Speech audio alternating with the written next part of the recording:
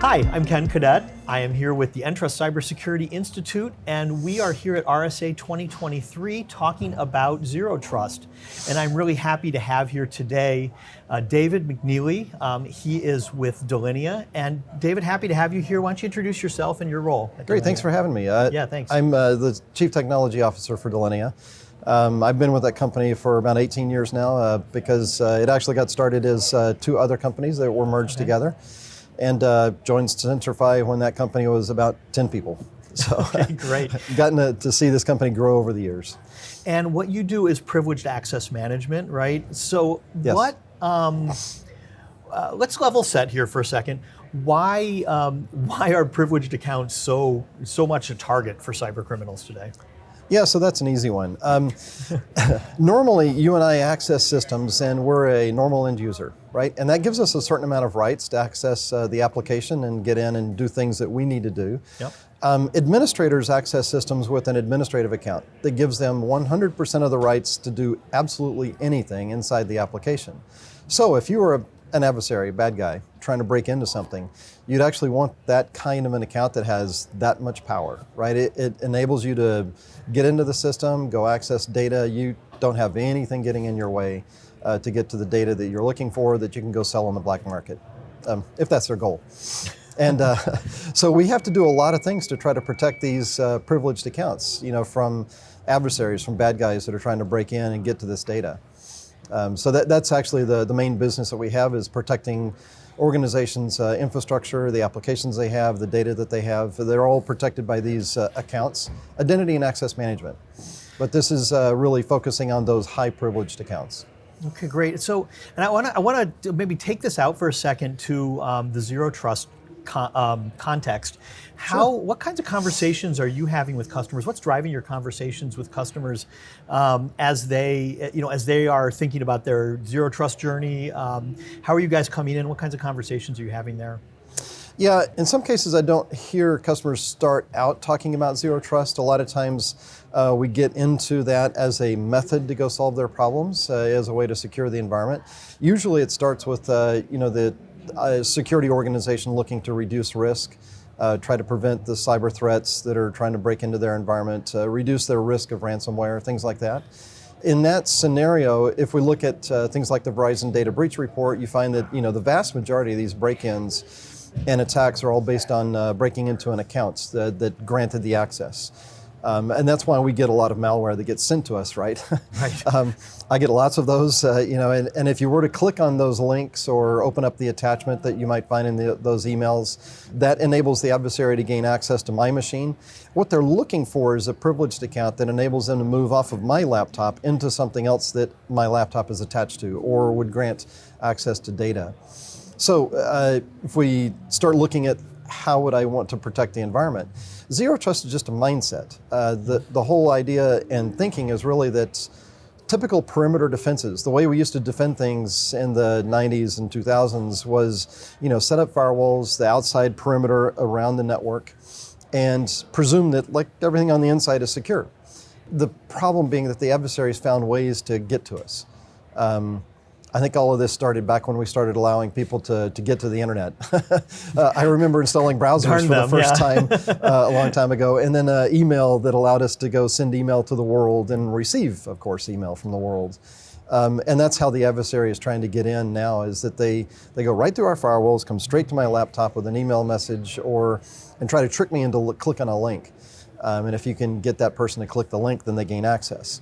So then the question is, from David's laptop, where can I get? Can I get to anything else that's important? And so the concept of Zero Trust is, let's minimize where could the adversary go if he was on my machine. Can he get to a server? Sure. If I eliminate my rights, or if I have the protection instead of around the outside edge, but the protection is on each and every server that's in the environment or database or application, then we can do a better job of protecting each and every asset.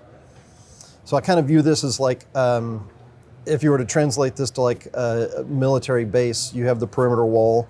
You think it's all safe on the inside, but in that case, you've got a whole bunch of guards and people on the outside protecting the base. But then when you take a Humvee and you send it out with the soldiers in it, they have to be able to defend themselves, because now they're out forward facing, the adversary is closer to them or able to get directly to them. So you put body armor on them.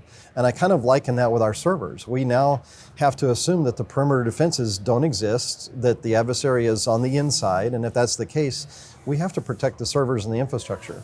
One of the things I was curious about is how do you, so we're in a world where obviously there's a lot of people out there, right? People are working everywhere, people are doing things everywhere. Applications are in the cloud, people are working in and out of the cloud, that sort of thing. How is protecting privileged accounts different in that kind of environment? Well, first of all, there's just more of them. Yeah. What I've been finding is that a lot of our customers, they will have a project, usually to try to move all the business applications that they have that run the company out to cloud. And so that starts with probably a project that a lot of times is called lift and shift. It means take an application, lift it out of your data center, shift it over to a cloud provider, AWS, Azure, Google, Oracle.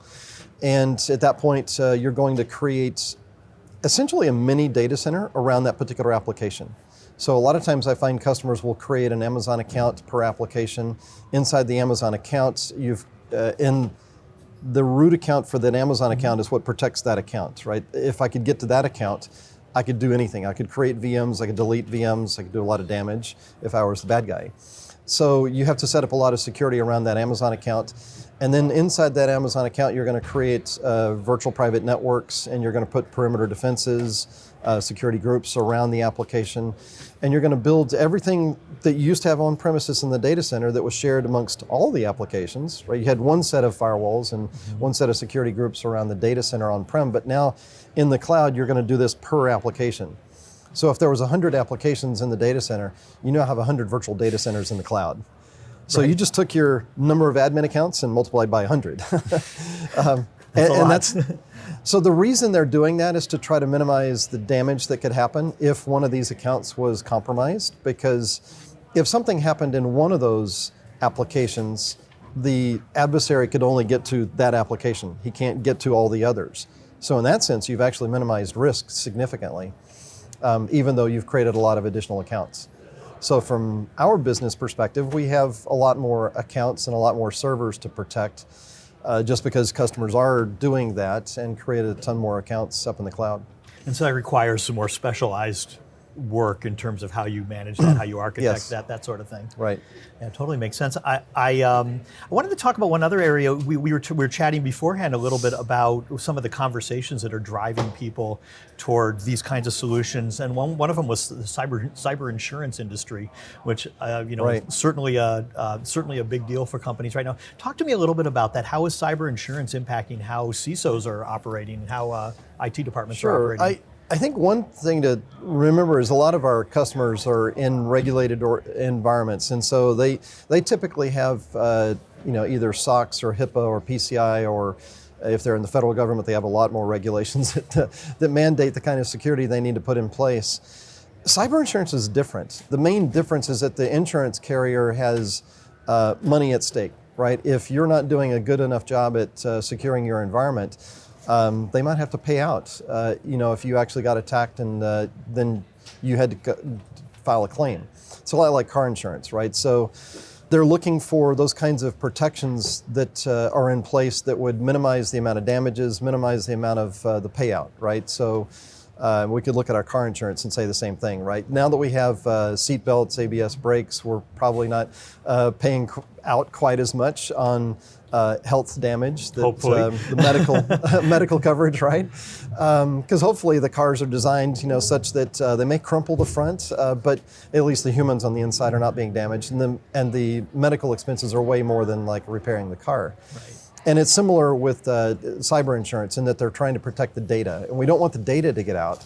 So there's a little bit more rigor around the kind of questions that they ask, how deep are the questions, and how much they're poking at, like, are you really, really secure? As opposed to, and I would say a lot of organizations try to make sure that they check all the right boxes to get, a SOX auditor off their back, or to satisfy a SOC 2 report, an audit kind of thing. Mm-hmm. And it's just different with the cyber insurance. They seem to be going deeper, which is a good thing. because it drives customers to better security posture. Right, absolutely.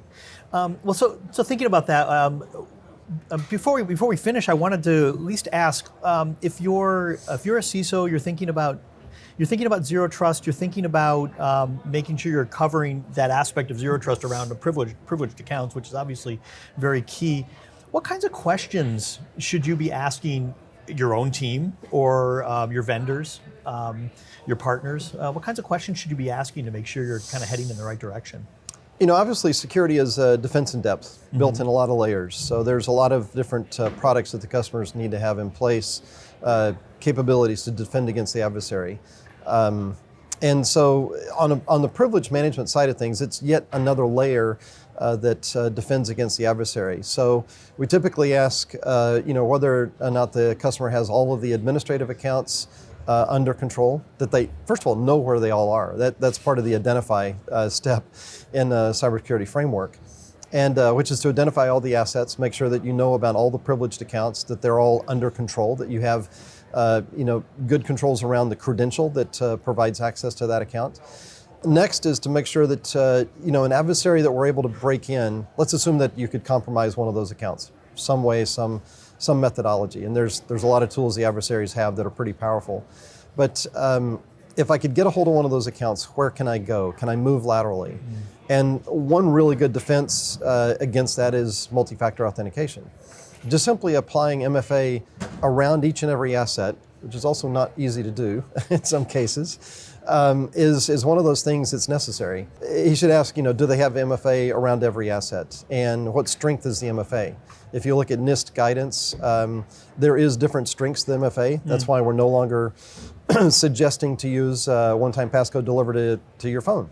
And it's mainly because the adversaries have figured out they could go contact your carrier and get a SIM card made for my phone that the adversary would then have, and so he's going to get the text message, not me, and then or use the MFA fatigue method, which is just pester me to death until I say okay, fine. It's also not good practice, right? So there's a lot of different things that we can do. I think another attack vector is machines and the way machines talk to each other. But all of this is rooted in how well we protect those the access mechanisms, all of the paths into sensitive systems, whether it's a network path or an authentication path. All of those need to be protected. So, any one final takeaway that you'd want to leave people with? I think I would say that there is hope. There are plenty of tools available. You'll find those here at the RSA. Delinea and Trust have solutions that will help customers.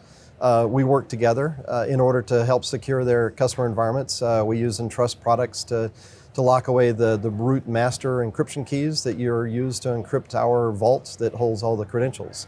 And we have some good capabilities to help protect against lateral movements and to protect the accounts that are most privileged. Sounds good. Well, thank you. I really appreciate you being here.